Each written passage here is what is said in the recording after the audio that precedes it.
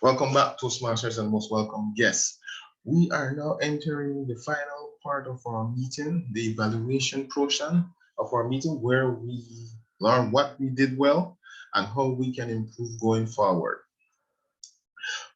The first evaluation will be carried out by yours truly. It's for Angela's presentation, and Angela's presentation was learn to recognize personal name. The purpose of her project was for the member to practice developing and presenting language speeches. And I believe Angela hit the nail on the head. I clocked her at 22:23. She almost made 22:22. But I clocked her at 22:23, which is well within the time frame for her presentation. So excellent job with time management, Angela. You excel at being enthusiastic. Your eagerness to share the information was evident in your voice. So excellent use of vocal variety throughout your presentation. You interacted well with your audience as well. You asked various questions at different points. What does your name mean? Does anyone know the origin of this? Excellent job to keep your audience engaged. I commend you on that. That's an excellent technique to have in your presentation, especially when doing longer speeches, whether it's a rhetorical question or a direct question to the audience. Excellent job to keep your audience in trail when doing longer speeches. What you might want to work on. The slides were filled with information. This may cause your audience to attempt to read the slides as opposed to listen then to you. When you do slides, as much as possible, try for bullet points as much as possible, as opposed to have a great deal of information on the slide. It will distract your audience as they might attempt to read the slide as opposed to listen to your presentation. But however, excellent job with the slides as well. The challenge I have for you, Angela, when using PowerPoint is to use it as a slideshow. That's my challenge for you. I have seen tremendous growth in your use of PowerPoint from your first presentation to this most recent one. So that's my challenge again, to use PowerPoint as a slideshow. That's my only challenge for you.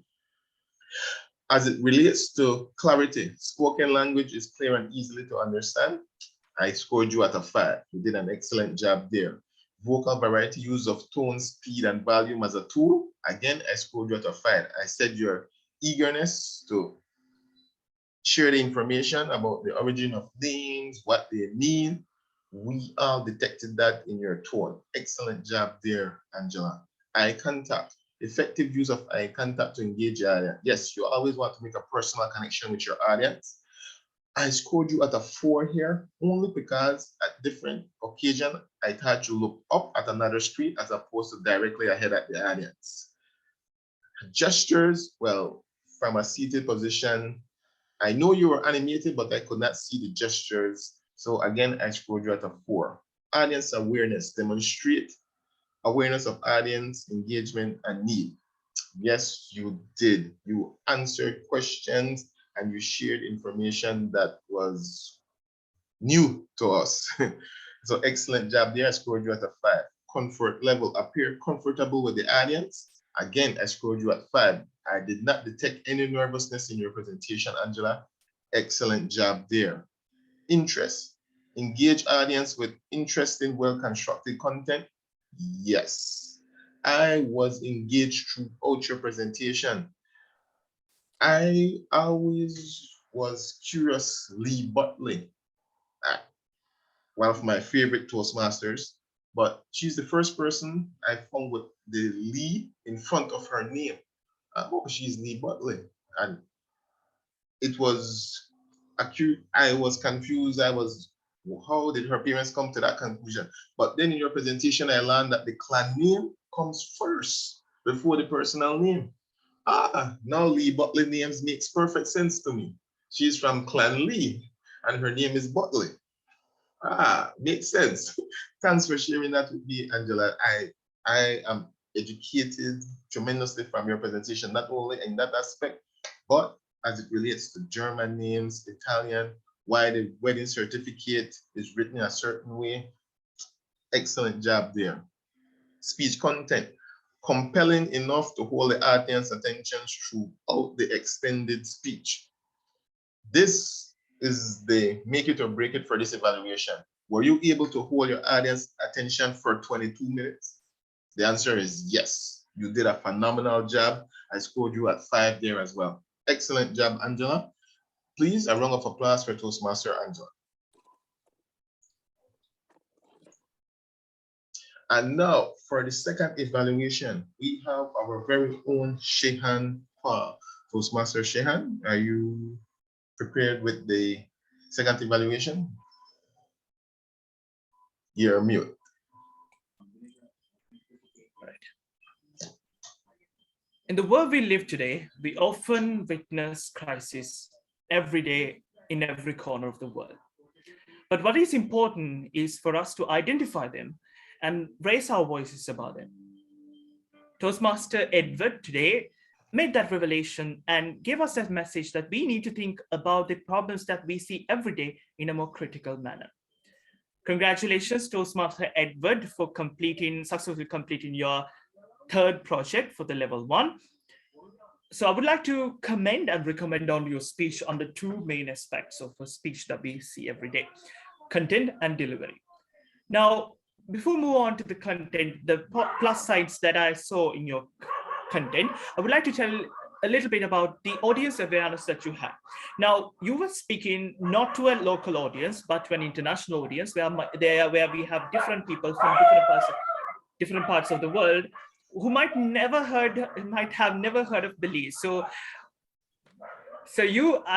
you had properly understood the audience, and then you got the message that I need to lay the foundation about Belize and the Belize economy. And you started by saying the main income methods that you find in Belize, like tourism, sugar, and agriculture, and the main order, and how that could be very important with how the sugar industry could be very important to your livelihood. That's a good setting to the speech, because it is important for it is important for us to know the audience and to have the proper background before we enter the speech. So good job there.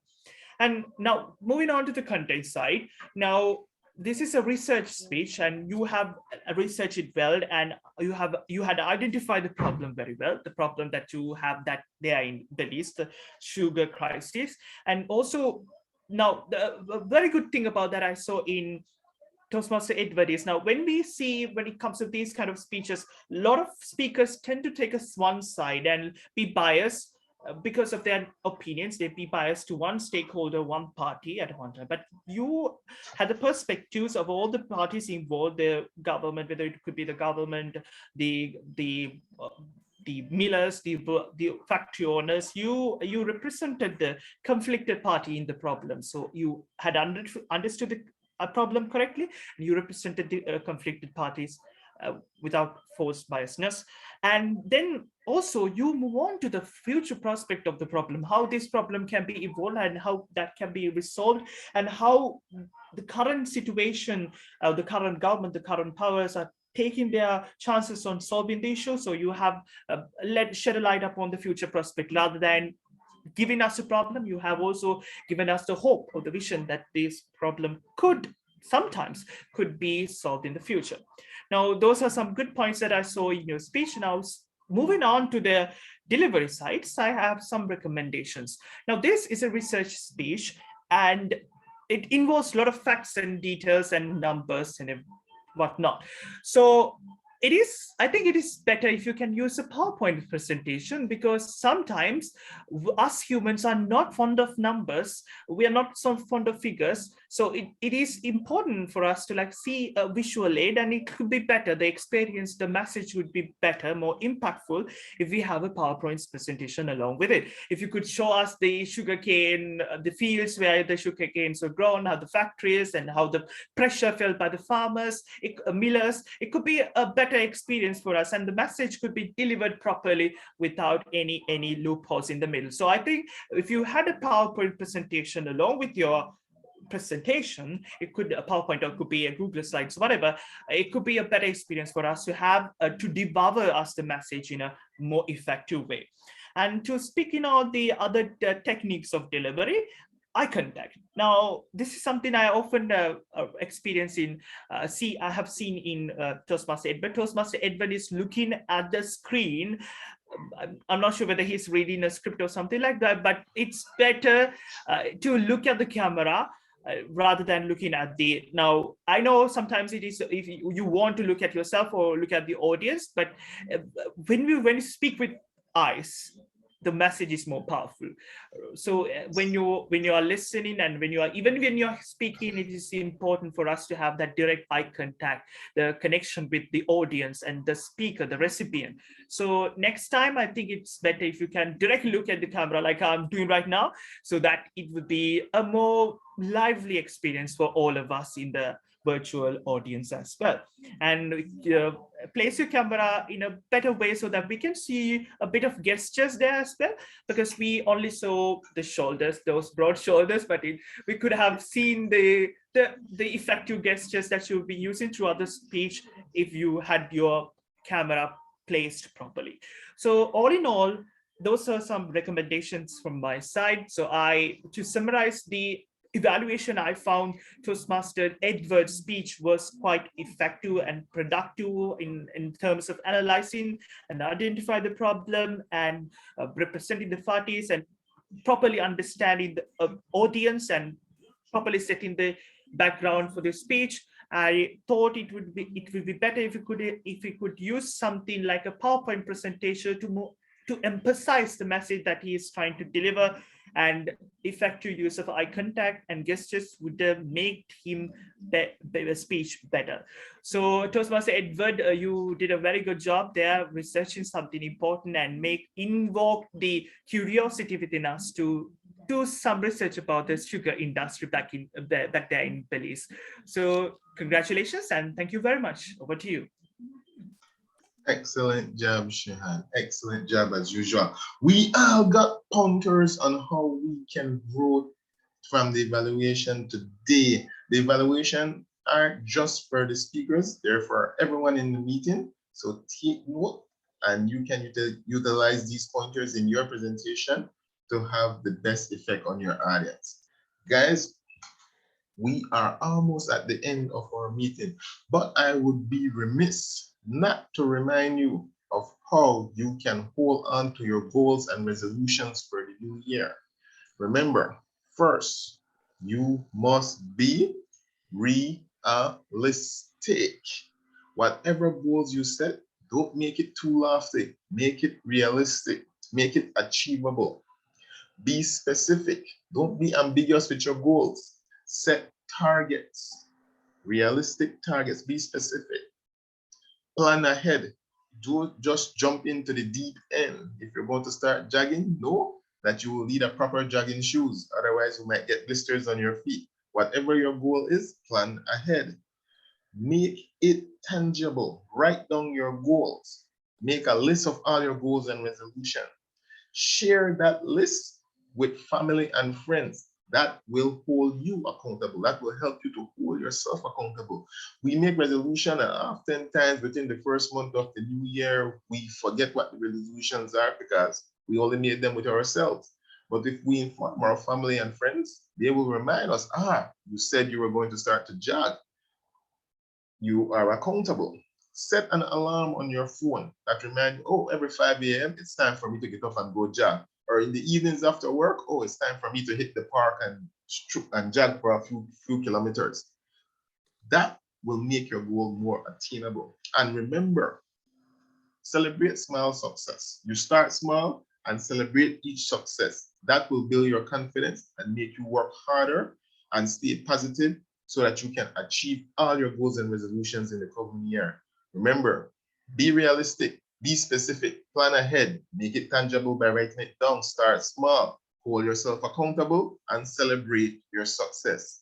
Toastmasters and guests, I wish you all a happy and prosperous 2022.